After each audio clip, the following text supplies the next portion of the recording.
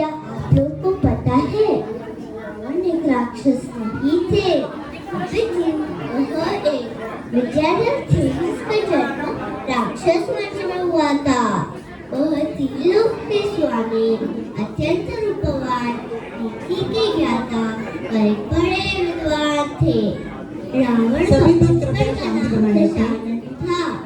चलो हम जरा हनुमान जी के बारे में जान लेते हैं। क्या आप लोग को पता है हनुमान जी एक बंदर नहीं थे, अपितु वह एक महापुरुष थे जिसका जन्म वानर वंश में हुआ था। उनकी माँ अंजना देवी के मामा प्रतिसूर्य चौरनाथ चलाकर अपने निवास हनुरुआ द्वीप जा रहे थे, तब बालक हनुमान विमान से उछलकर नीचे शिला पर गिर पड़े। शिला चूर चूर हो गई, पर बालक हनुमान को कुछ नहीं हुआ, इसीलिए उनका नाम बजरंग पड़ा। उनके पिता का नाम पवनंजय होने के कारण वे पवन पुत्र नाम से भी जाने जाते थे। हनुरुआ द्वीप में पालन पोषण होने के कारण उनका नाम हनुमान से प्रसिद्ध हो गया। उनकी शरीर की समस्त क्रियाएं मनुष्यों के समान ही थी। वह अत्यंत सुंदर, कांति के धारक और एक कामदेव थे। इन्होंने मुनि दीक्षा लेकर मांगी तुंगी जी से मोक्ष प्राप्त किया। धन्यवाद। बहुत अच्छा, इन्होंने बहुत अच्छे से रावण हनुमान जी के बारे में बताया।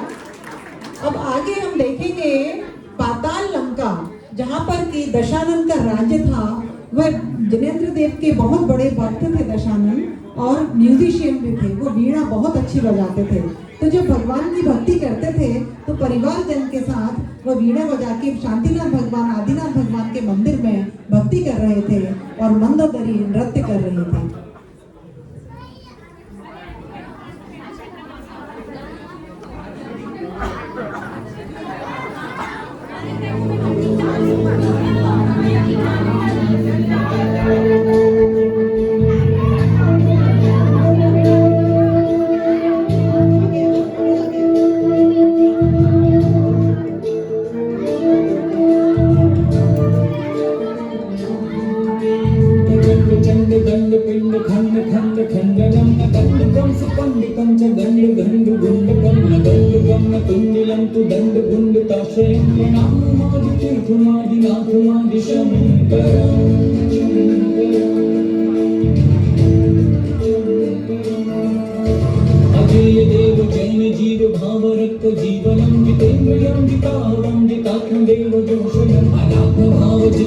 जन्म मृत्यु जितवरम अजेय कर्म भूपतिं पराजितं जयार्जितं जितं जितं जितं सुभावनं च भावशून्य भाववद्य भावनं भविष्य भाव भावकश्च भावरूप भावता असंभवो न संभवो हि संभवो च संभवः भवाकृशो भवात्परो भवं भवो न संभवो।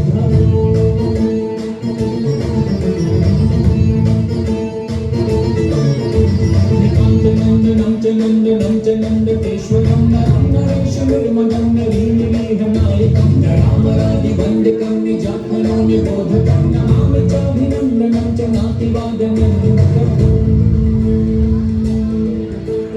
ॐ नमो जिनाय, ॐ नमो जिनाय, ॐ नमो जिनाय, ॐ नमो जिनाय। दशानन की वीणा का तार टूट गया मंदिर के बीच में ही, और दशानन ने अपनी नस खींच ली और उस वीणा में लगा दी, जिससे मंदोदरी के नृत्य में कोई विघ्न ना आ जाए, जिनेंद्र देव की भक्ति में कोई बाधा ना आ जाए। हे वीर दशानन, मेरा आसन कंपायमान हो गया। देवों का आसन कंपायमान हो गया और जिनेंद्र देव की ऐसी भक्ति देखकर, जहां दशानन ने अपनी नस खींच ली। हे दशानन, तुमने जिनेंद्र देव की ऐसी अनुपम भक्ति की है कि मैं अति प्रसन्न हुआ हूँ। अतः मेरी बहुत इच्छा जागृत हुई है कि मैं तुम्हें कुछ वरदान दूं। कहो तुम्हें क्या चाहिए? नहीं देव, मुझे कुछ नहीं चाहिए। जिनेंद्र देव की भक्ति से मिलने वाले आनंद से बड़ा वरदान और क्या हो सकता है। फिर भी मेरी बहुत प्रबल इच्छा है कि मैं तुम्हें कुछ उपहार दूं।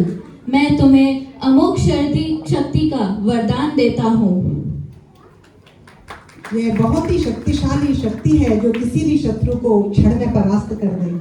धन्यवाद देव। देखा पुत्र, जिनेंद्र भगवान की भक्ति से अनचाहे अनायास बड़ी बड़ी उपलब्धियां हो जाया करती हैं।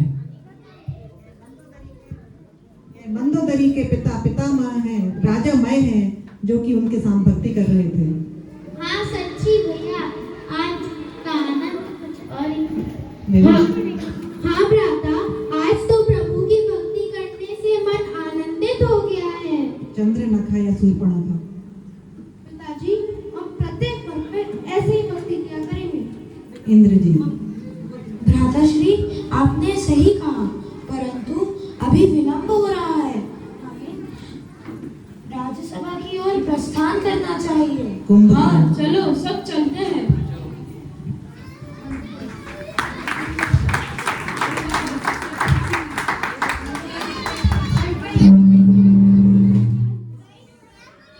इधर अयोध्या में रानी कैकेयी कोप भवन में बैठी हुई है और राजा दशरथ को बुलाया है।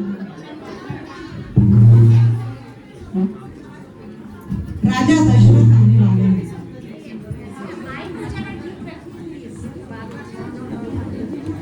राजा दशरथ आ रहे। हे रानी कैकेयी, तुम इतनी दुखी क्यों? आज बहुत शुभ दिन है। आज बहुत शुभ दिन है। हमारे ज्येष्ठ पुत्र राम का राज्याभिषेक होने वाला है। हे महाराज, क्या आपको स्मरण है? एक बार युद्ध में मैंने आपके प्राणों की रक्षा की थी और आपने मुझे एक वर लेने का वचन दिया था। उस समय मैंने आपसे कहा था कि उचित समय आने पर मैं अपना वर लूंगी। आज वर आई फिर से और आज वो समय आ गया। अपने वचन का पालन कीजिए महाराज, मुझे अपना वर दीजिए। कहो रानी, तुम्हें क्या वर चाहिए? आज बहुत शुभ दिन है। हे महाराज, हमारा पुत्र भरत हमेशा से विकलांग है। वो संसार से उदासीन है। वो विवाह भी नहीं करना चाहता। आप दीक्षा लेने जा रहे हैं, आप भी दीक्षा लेने जाओगे और पुत्र भरत भी। तो मैं किसके सहारे जीऊंगी? मैं अपने प्राण त्याग दूंगी अगर भरत भी साथ चलाएगा तो। इसके लिए मेरी इच्छा है कि भरत का राज्याभिषेक हो और उसे राजगद्दी सौंपी जाए। हे रानी, तुम क्या कह रही हो? तुम्हें होश तो है? भरत कनिष्ठ पुत्र है, राम ज्येष्ठ पुत्र। ज्येष्ठ पुत्र होते हुए कनिष्ठ पुत्र को कैसे राज्य दे सकते हैं? ये तो घोर अनर्थ है। प्रभु, आप रघुवंशी हैं। आपको अपने वचन का पालन करना ही पड़ेगा। आपने मुझे वचन दिया, अपने वचन को निभाइए महाराज। हाँ रानी, हम रघुवंशी है। हम अपना वचन निभाने से नहीं घबराते। रघुवंशी रीत सदा चली आई, रघुवंशी रीत सदा चली आई। प्राण गए पर वचन ना जाए। राम को बुलाया जाए। बोलो श्री रामचंद्र की प्रणाम पिताजी, बताइए क्या आज्ञा है? राम और दशरथ के बीच संवाद होता है और दशरथ पूरी बात बताते हैं जो रानी कैकेयी ने उनसे वर मांगा है, वचन मांगा है। हे तात, आप अपने वचन का पालन अवश्य कीजिए। आप हम दोनों भाइयों की चिंता अपने हृदय से निकाल दीजिए। वचन भंग होने पर भी आपका अभ्यस्त हो एवं हमें इंद्र के समान विभूति प्राप्त हो, तो भी वो किस काम की? सुपुत्र तो वही है जो अपने माता पिता को कभी चिंतित ना रहने दे। पुत्र का कर्तव्य तो यही है कि वो अपने पिता को पवित्र करे, अर्थात धर्म में सहायक हो।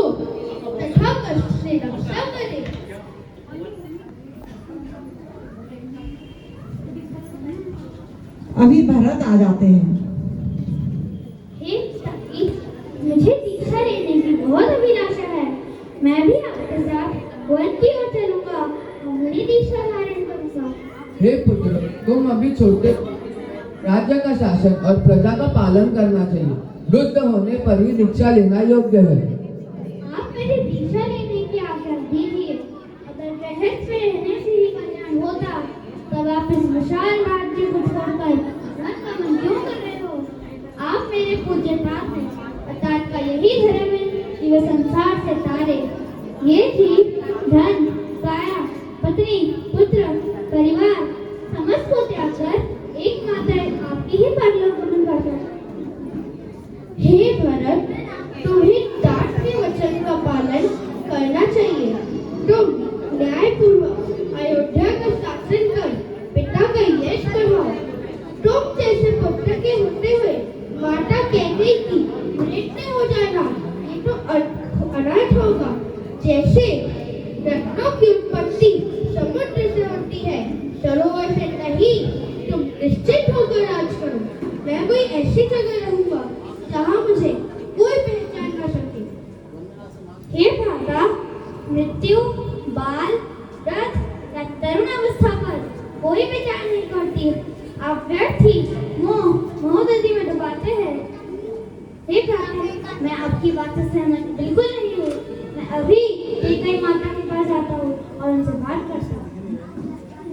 रुको भरत, रुको। पिता ने पत्नी के बहकावे में आकर ये कैसा घोर अन्याय कर दिया। ज्येष्ठ पुत्र के स्थान पर कनिष्ठ पुत्र को राज्य सौंप दिया। किमिक्षिक वर की प्रथा को धिक्कार है। ऐसा घोर अन्याय कराने में रंच मात्र भी नहीं सोचा। अग्रज श्री राम तो शांत चित्त मंध्यायी एवं न्यायी हैं। ऐसे गुण तो मुनियों में ही पाए जाते हैं। मैं ऐसा घोर अन्याय कदापि सहन नहीं कर सकता। अगर मैं चाहूं तो ये सारी राज्य लक्ष्मी उनके चरणों में सौंप दूं। परंतु इस समय पिताजी मुनि दीक्षा के लिए जा रहे हैं। ऐसे सौम्य वातावरण में मेरा कुछ भी कहना उचित प्रतीत नहीं होगा। पिताजी को क्रोधित करना भी उचित नहीं होगा। उचित या अनुचित का डिसीजन तब अग्रपात पिताजी ही लेंगे। मेरा और श्री राम का तो यही कर्तव्य है कि पिताजी का वचन भंग न हो पाए। मुझे अग्रज श्री राम के साथ देशांतर के लिए प्रस्थान करना चाहिए। प्रभु, मैं भी आपके साथ चलूंगी वन की ओर। चलिए पिताश्री से आज्ञा मांगते हैं। हमें वन प्रणाम पिताजी, हमें वन की ओर प्रस्थान करने के लिए आज्ञा दीजिए। सीता, तुम भी जा रही हो? मैं राजा जनक को क्या उत्तर दूंगा? हे पिताजी, पत्नी का जीवन तो पति के साथ ही होता है। वो वन में रहे और मैं यहाँ राजमहल में रह के उसके सुख भोगूं, ये तो कदाचित उचित नहीं है। सुखी रहो। जी पिताजी। मर्यादा पुरुष श्री राम है सिद्ध प्रभु बलराम। मर्यादा पुरुष श्री राम है सिद्ध प्रभु बलराम। हर प्राणी जिनको गाता ना जाति भेद मन लाता। हर प्राणी जिनको गाता ना जाति भेद मन लाता। सीता के स्वामी प्राण हनुमान के जो अभिमान। सीता के स्वामी प्राण हनुमान के जो अभिमान। आदर्श बने जन जन के वसुधैव कुटुंब जिनके।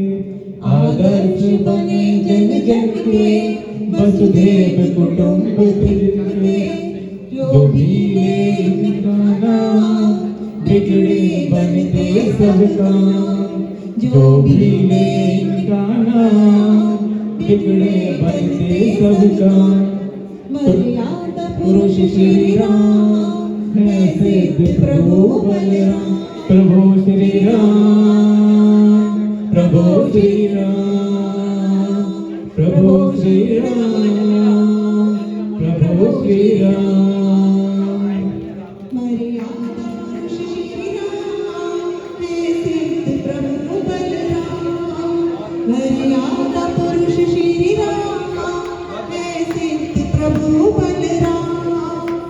इक्ष्वाकु वंश की शान, क्षत्रिय जग दया निधान। इक्ष्वाकु वंश की शान, क्षत्रिय जग दया निधान। प्रभु श्री राम, प्रभु श्री राम, प्रभु श्री राम, प्रभु श्री राम। अब राम लक्ष्मण सीता वन विचरण के लिए निकलते हैं। सिया रामचंद्र की जय।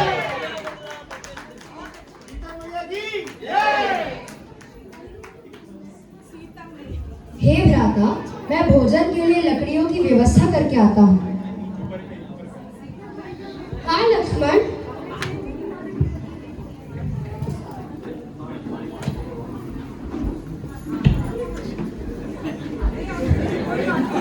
राम और सीता ऐसे हैं और लक्ष्मण, इन तीनों का ऐसा पुण्य का उदय रहता है, जहाँ जाते हैं वहीं उनको सब प्यार करने लगते हैं। और इसी श्रृंखला में एक जटायु पक्षी जो घायल हुआ था, उनको सीता ने उपचार करके, राम ने उपचार करके अपने पास रखा और वो उनकी सेवा में सदा तत्पर रहता है जटायु। हे भ्राता, ये देखिए मुझे क्या मिला।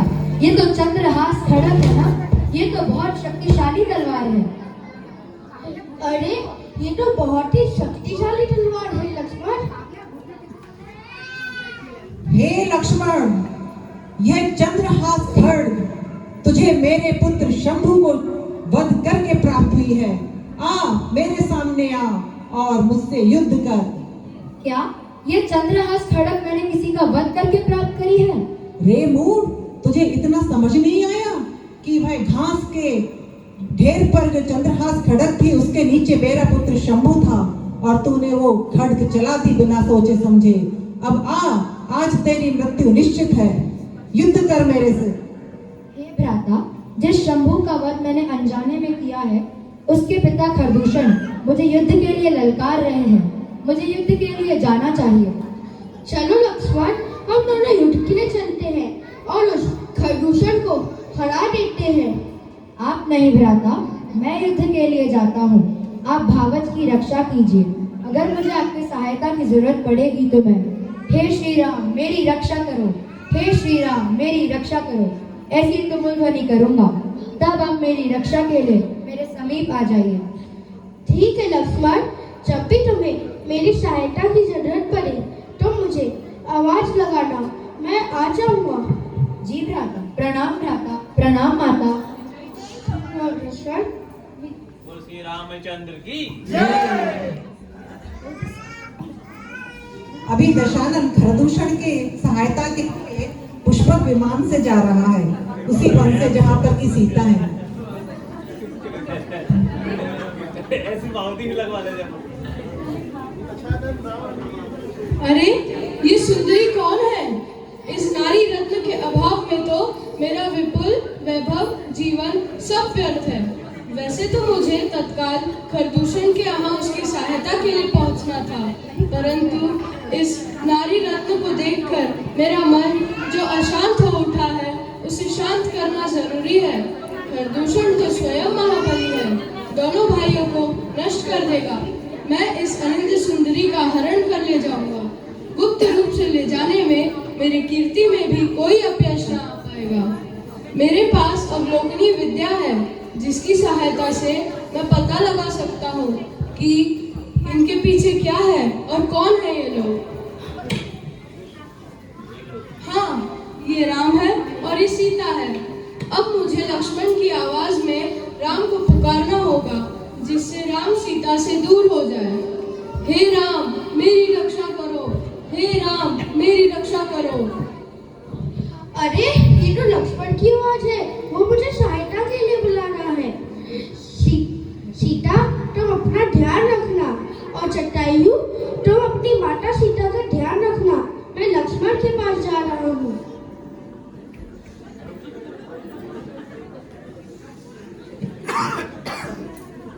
हेलो, तू कौन है? छोड़ मुझे, छोड़ मुझे। अपना हाथ पकड़ा दिया जाएगा। छोड़ मुझे,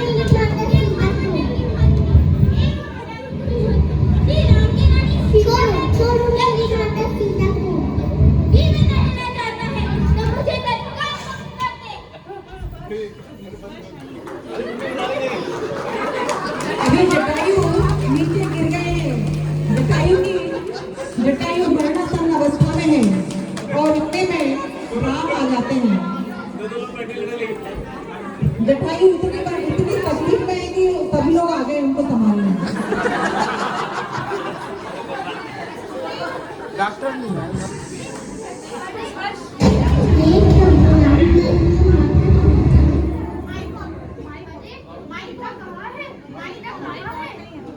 राम माइक ऑन कर लेंगे। माइक ऑन कर लो। अरे सीता कहाँ है? सीता कहाँ है?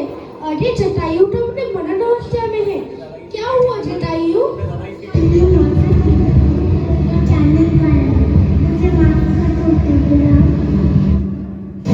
जटायु कह रहे हैं कि मैं माता सीता को नहीं बचा पाया, मुझे माफ कर दो।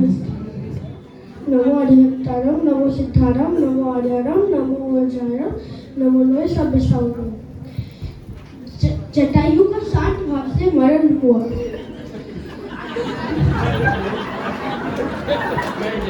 अरे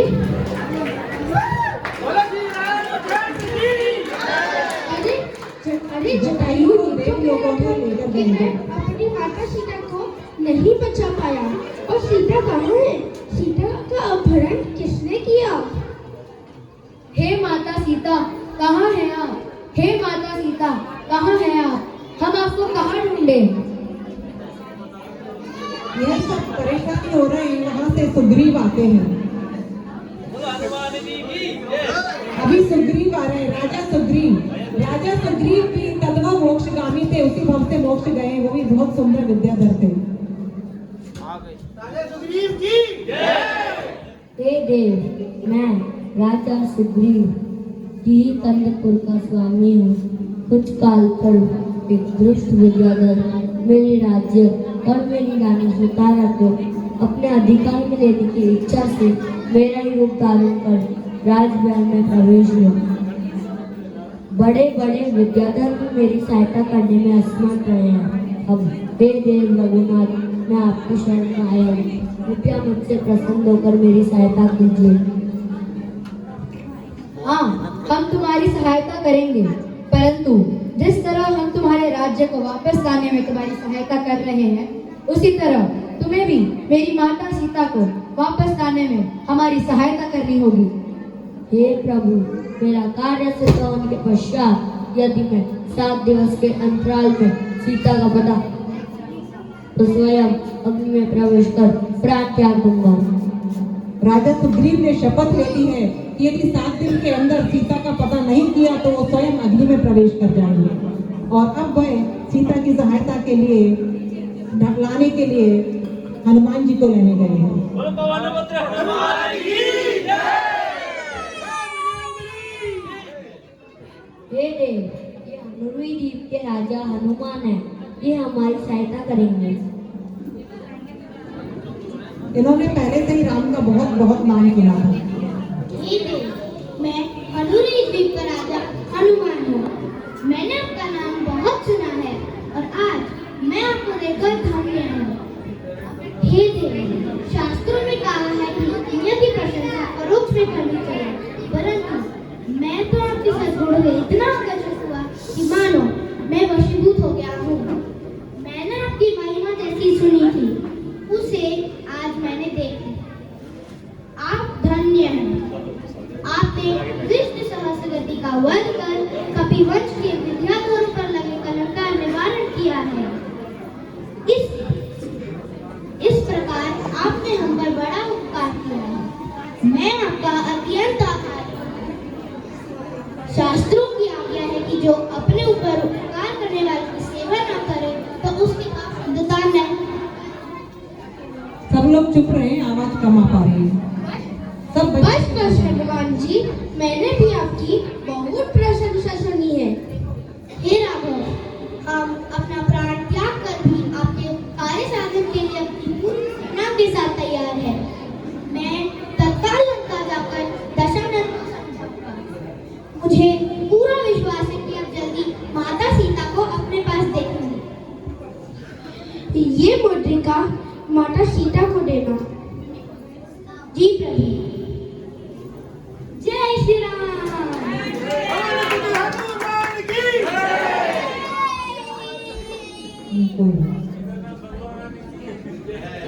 अभी सीता अशोक वाटिका में, अरण्यवन की अशोक वाटिका में बैठी हुई है पाताल लंका में, और हनुमान जी उनसे मिलने आते हैं।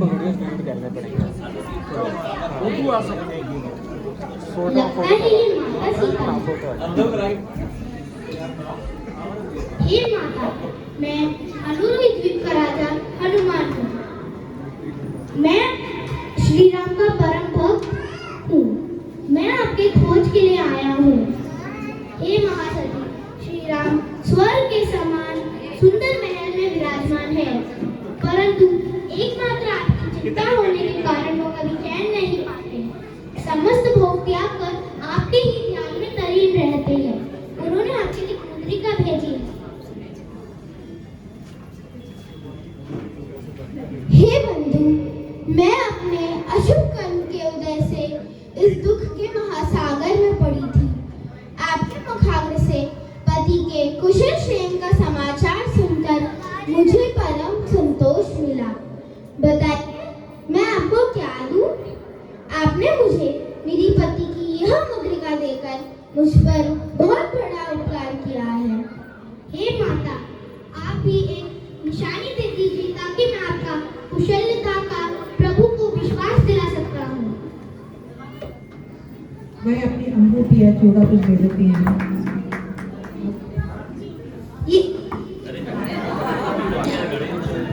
ये लीजिए मेरी निशानी, प्रभु को दे देना। जी माता। जय श्री राम।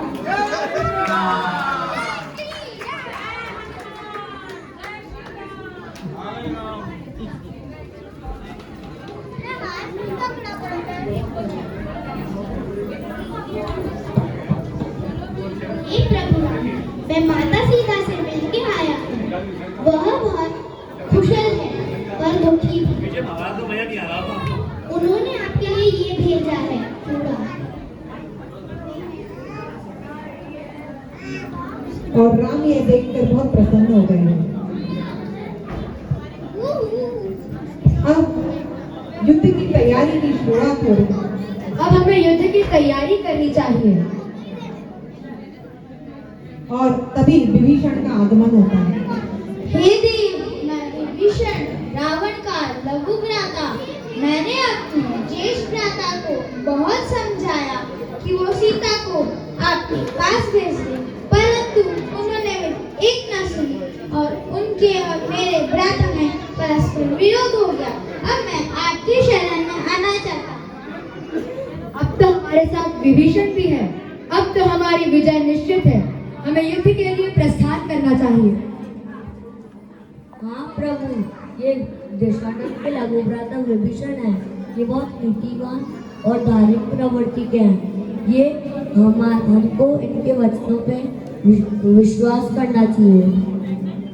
अभी सुग्रीव ने विभीषण का समर्थन किया है और अब ये लोग युद्ध का प्रस्थान के लिए तत्पर हैं।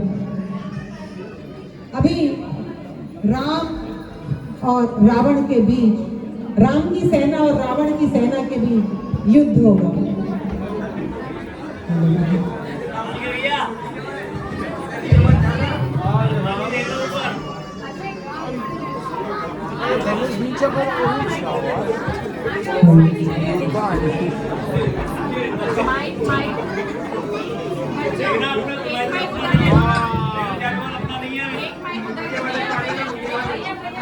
युद्ध की शुरुआत हो रही है।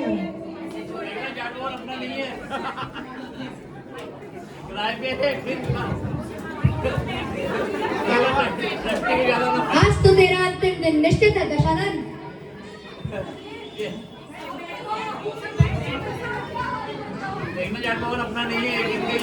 आज तो तेरा अंतिम दिन होगा।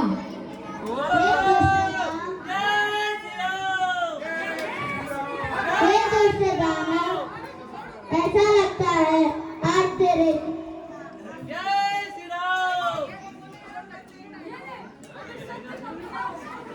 अभी दशानन बहुत क्रोध में आ गए हैं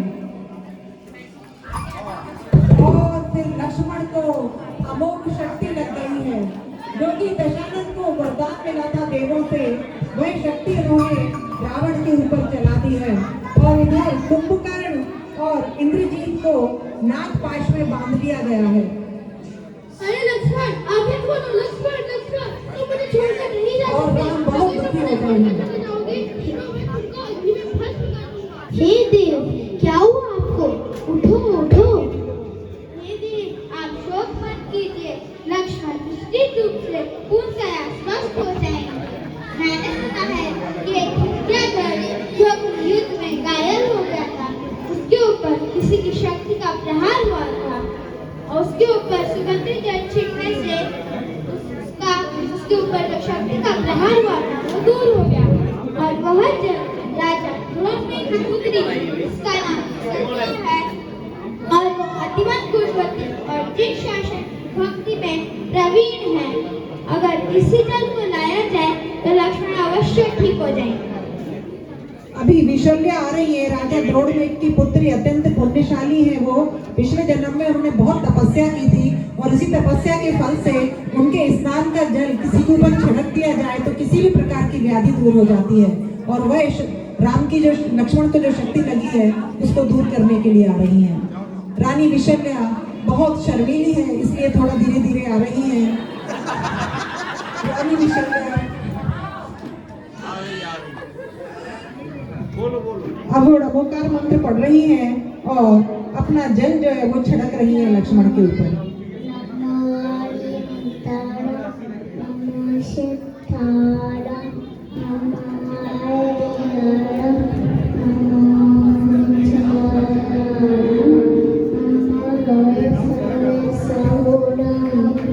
देखिए, उसके नमोकार मंत्र पढ़ के जल छिड़कने से लक्ष्मण ठीक हो गए और पूरे संसार में रानी विशल्या के गंधोदक के अलावा, सुगंधित जल के अलावा कोई भी चीज उनको ठीक नहीं कर सकती थी।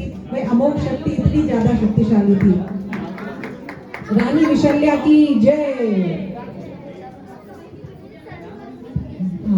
अभी अशोक वाटिका में, पाताल लंका में दशानन और मंदोदरी के बीच में संवाद होता है।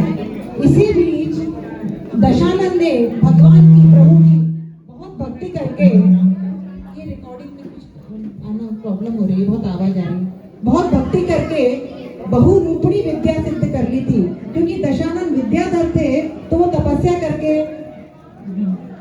विद्या सिद्ध कर लिया करते थे। उन्होंने बहुरूपणी विद्या सिद्ध कर ली है, अब वो बहुत ज्यादा शक्तिशाली बन गए हैं। अभी मंदोदरी उनको क्या समझाती है। हे महाराज, आप इतने दुखी क्यों हैं? सीता एक अनुपम लावण्य नारी है। यदि उसने मुझे स्वीकार नहीं किया तो मेरा जीना दुष्कर है। हे कांते, मैंने श्री अनंत वीर केवली के समक्ष नियम लिया था कि यदि परनारी मुझे स्वीकार नहीं करे तो मैं उससे विवाह नहीं करूंगा। मुझे इस नियम का पालन भी करना है। पापों की निवृत्ति ही निर्वाण का मार्ग है। धारण किया गया एक नियम का पालन ही महाफल का प्रदाता होता है।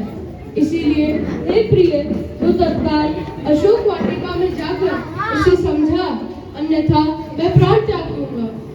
हे नाथ, आपने मुझे कृपा कर पटराने का वरदान किया है। आपको उपदेश देने का मुझे कोई अधिकार नहीं।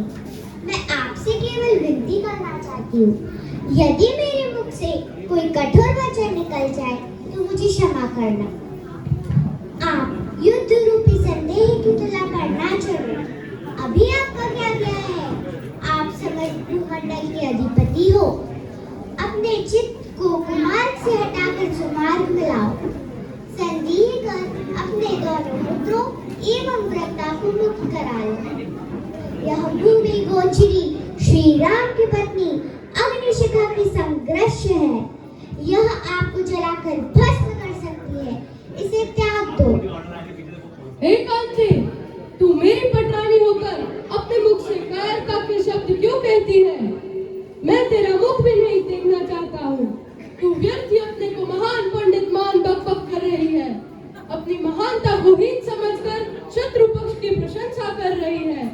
तू वीर पत्नी, वीर माता तथा वीर पुत्री होकर अपने मुख से कायरता व दीनता के वचन कह रही है। मुझे क्षमा करो महाराज।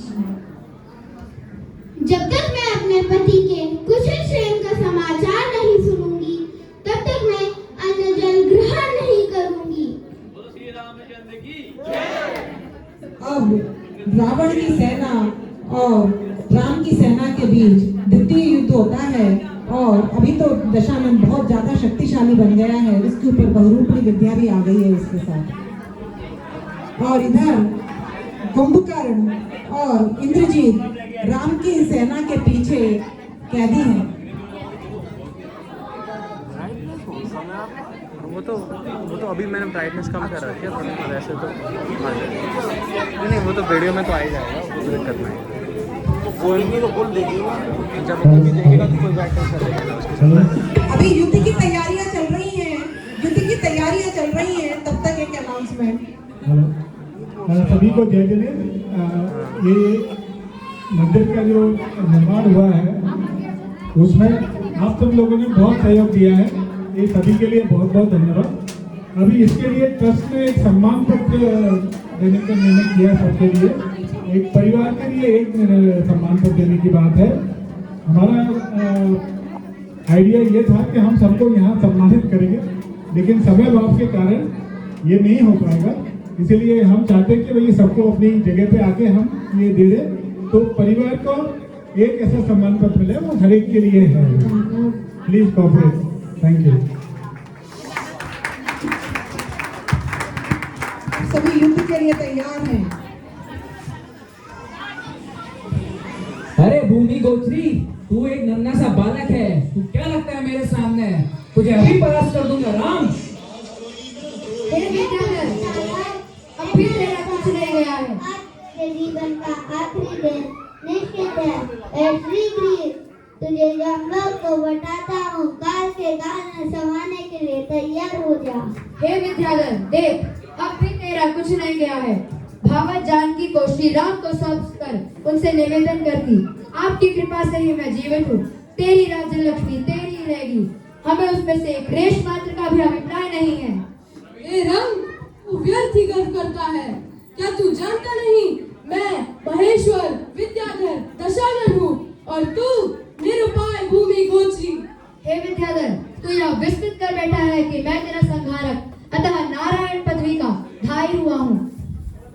क्या तू अपनी इच्छा मात्र से ही नारायण बन गया?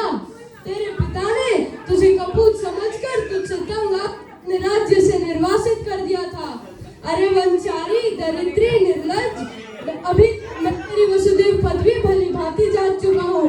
ये ले मेरे प्रहार सहन। दशानन को बहुत क्रोध आता है क्योंकि वो प्रति नारायण है, तो 3 खंड के धारी और चक्र के धारी है, तो अपना चक्र निकाल लेते हैं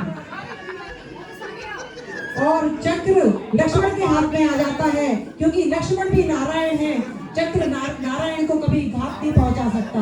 अब उसी चक्र को वह दशानन पर चलाने के लिए तैयार है। हे विद्याधर, देख तेरा ही वार तुझ पे भारी पड़ने वाला है।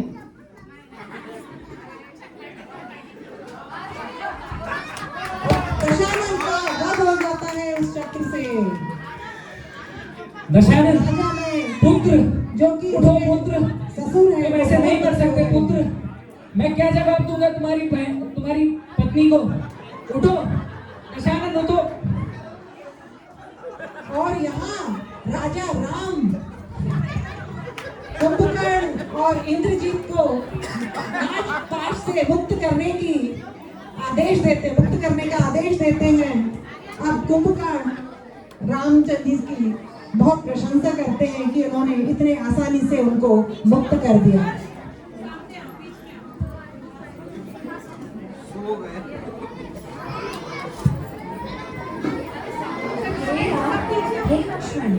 हमें आपसे हमें इन भोगों का भी कोई प्रयोजन नहीं।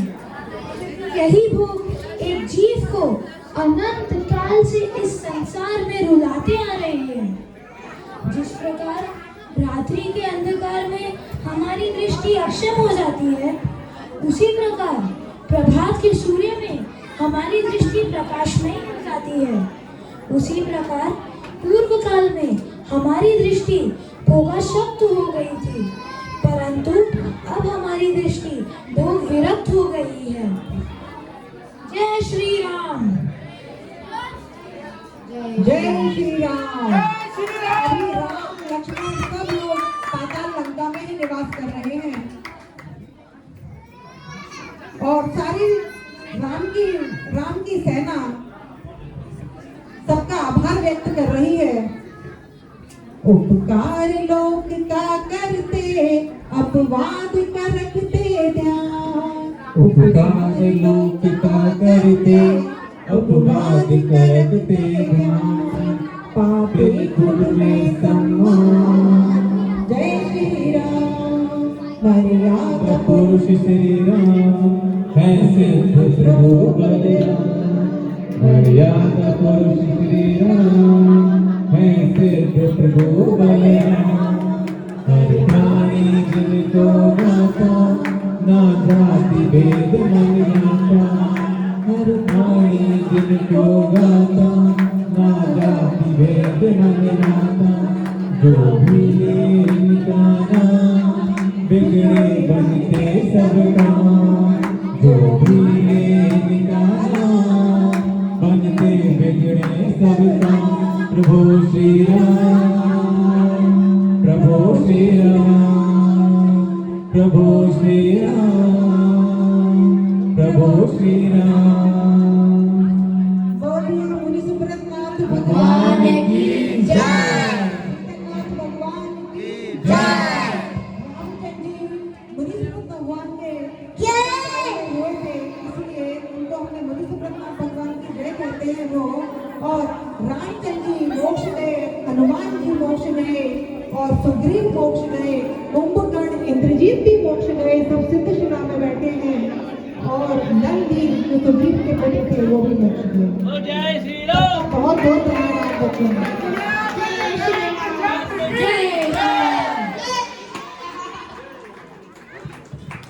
ये सुंदर प्रस्तुति जो है पूरा का पूरा श्रेय सीमा जी